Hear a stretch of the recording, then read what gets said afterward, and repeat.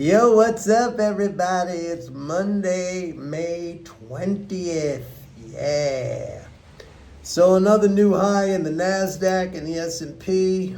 The S&P anyway. I don't know if the NASDAQ made a new high. Dow was down about 200, 190 something points today.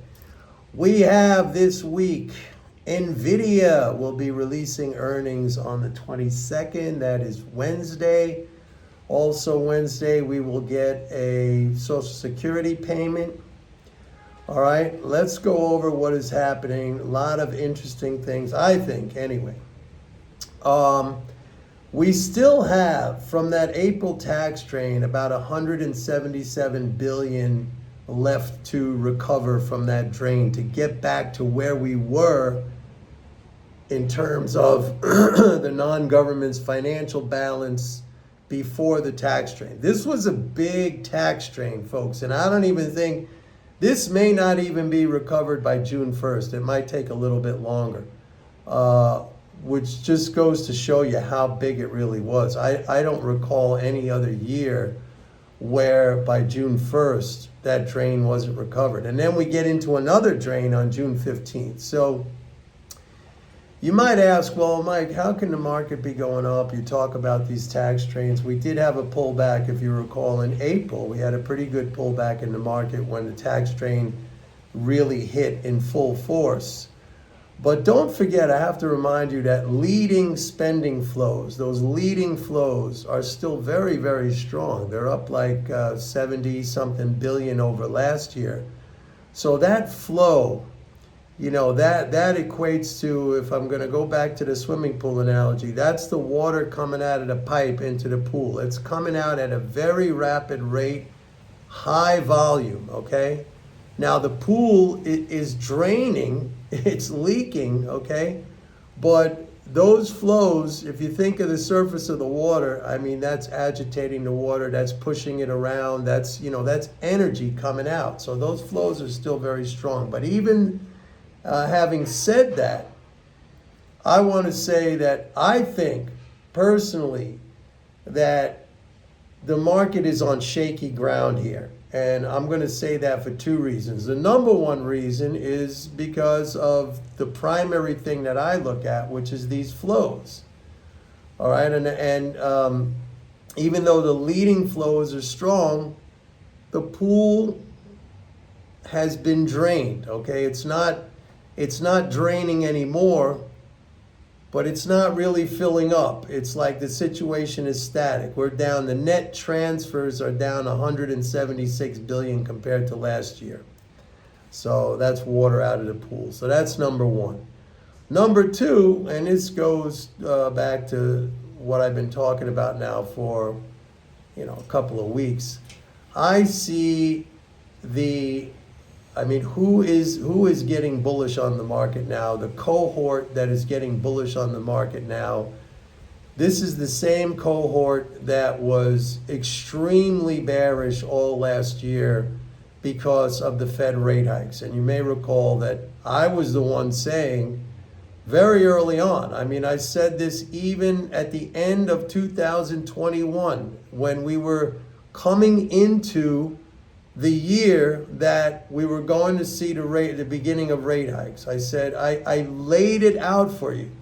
I said initially the monetarists are going to freak out, they're going to panic on the rate hikes, and then I said we're going to reach an inflection point where the discounting effect on financial assets from higher rates is going to be offset by interest income transfers. And I gave you exactly when that happened, which was in October 2022.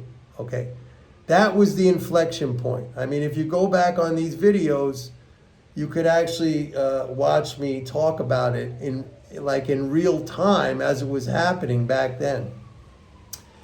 And now, here's another thing, because I just find it humorous. This guy, you may recall, and I've spoken about him, I've mentioned his name several times, if not more, on my videos. Mike Wilson, who was I guess he was the chief market strategist at Morgan Stanley. He's still at Morgan Stanley, but he got demoted. It wasn't publicized as a demotion, but I remember last year, or maybe it was early this year, he was out at that position and he was given a new position. And it didn't sound as impressive as the chief, market strategist, but he was a super bear throughout entire, 2023, talking about we're going to have a deep recession and a market crash worse than, the market's going to go down 30%, and interest rates are going to tank the market and it's going to tank the economy. And he was just doubling down and tripling down on that forecast. And I happen to know some people, actually some subscribers of mine who work at asset management firms, where their firms were following the advice of Morgan Stanley, and that came through this Mike Wilson guy, and they did very, very poorly in their, the money that they managed because they were following this guy's advice. Anyway, I only bring this up because this guy, he turned bullish earlier this year in kind of a non-committal, kind of a lackluster bullish call. It was almost, and I spoke about it at the time, it was almost like he was kind of throwing his hands up in the air saying, I guess it's okay to buy right now. Okay, now I give him credit. It was a few months ago. I'll have to go back and check it out. But now he's getting really, really bullish. So this might not mean anything. I mean, it could be that, well, the guy got it wrong, and now for whatever reasons. And remember, this guy is looking at everything through the perspective of his monetarist understanding, which, by the way, was completely wrong. That understanding was completely wrong in 2023. Okay, all of these guys who had this whole interest rate doomsday scenario, they all got it wrong because they really don't understand monetary policy. Let's face it. They really don't understand monetary policy. If your model of understanding is flawed, you're going to get it wrong. I mean, it's as simple as that. So now, of course, he's basing his bullish view on the same model, that the Fed is going to cut interest rates and it's going to be positive. And it may very well end up to be a positive thing temporarily for the market. But as I have been explaining to you people, just as I explained, back in 2022, where at that time the rate hikes were initially negative because of like I said, the discounting effect it has on financial assets. But ultimately what happens is you get that powerful interest income transfer, which just boosts the economy. And now on the flip side of that, rate cuts, you may have initially a market boosting impact from, the inverse of that discounting effect, all right? It just expands market multiples. But what happens? You start to remove that interest income, okay? And so that's a negative factor for the economy. And I always say to you guys, it's about the economy first, and then it's about the market. If you get the economy right, you're going to get the market right. It's as simple as that. There may be times when, they can jigger things through monetary policy to kind of make it look like things are okay or things are bad when they make these adjustments. But it all depends in the end on how it affects the actual economy. Because again, the stock market is a reflection of that. Corporate profits are a reflection of that. So I just find it interesting. Again, I go back to this, what I've been saying, that the people who I see now going into the market like gung-ho, okay, gung-ho, like really, really enthusiastic and bullish. These are people who all got it wrong. And Okay, it doesn't necessarily mean they're going to get it wrong this time, but they're going in. I got my helicopter friends. They're going in based on a flawed understanding of their own model. Their own model, okay? Which we have seen evidence of their bad calls like over and over and over again. I'm not saying these are bad people. I'm not saying they're uneducated. On the contrary, these people are highly, highly educated if you want to, characterize them in the context of like the schools they went to and stuff like that. Highly educated people. But they're operating on a model or on a paradigm which is inapplicable to the way things work. And that's why they get it wrong. So it would be very interesting, folks. I'm going to say this right now because I think I'm the only one right now. I guided you guys all the way up through this entire, market advance and economic expansion, even before the whole rate hike situation. Okay?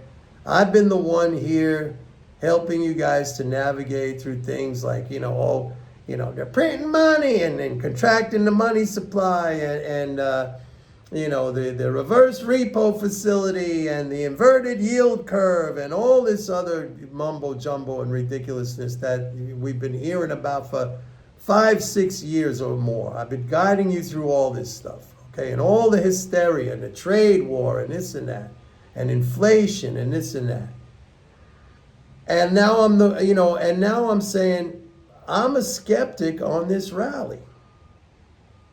And if it turns out, and I even see guys like Tom Lee. I don't know if you guys know who Tom Lee is, but he is the chief strategist at this firm called Fundstrat. He's very good. He's very good. He's one of the few. I don't usually talk about, or mention or comment on analysts who are actually pretty good because there are very few of them. But I will say that this guy, Tom Lee, he's very good. And he's been right on. But even he's saying now that, first of all, he said that the pullback in April was because the market got spooked or investors got spooked about, the Fed maybe not cutting interest rates, which maybe was a small element or a small part in that pullback. But I told you months before that the pullback was going to happen because of a tax drain. He didn't mention anything about that. And now he's saying everything is good because basically the outlook is based on interest rate cuts. So again, here's a guy, and he's very good, but his analysis is a monetarist-based analysis. And I just think that's not the whole picture. And that's not even half the picture. I would say that's a very, that's like a trading, more or less a trading short term. If you want the picture, you got to look at the fiscal. You got to look at the macro. So what I'm saying is if this thing ends up turning around and going down, just remember that I was the guy at this time who has been bullish all along, who's saying, like, right now, I'm skeptical about this rally. I don't like this decline in net transfers. Okay, that's the swimming pool level coming down. Leading flows are still strong. I understand that. But the swimming pool can only go down so much until it starts to have a negative effect on the economy. People pull back. I mean, there's not as much water in the pool. When the pool is full, everybody could dive in, everybody could swim, everybody could splash, everybody could have a good time, everybody could party. When the water goes down, you got to be careful. You can't go diving in head first. There's not so much to splash around. Maybe not so many people in the pool, or if there are, it's not as fun. Okay, so just keep that in mind. Anyway, that's it for today, folks. Don't forget, please like and subscribe if you choose to. And don't forget, go to my website, pitbulleconomics.com. Sign up for a 30-day free trial of MMT Trader. See you tomorrow. Bye.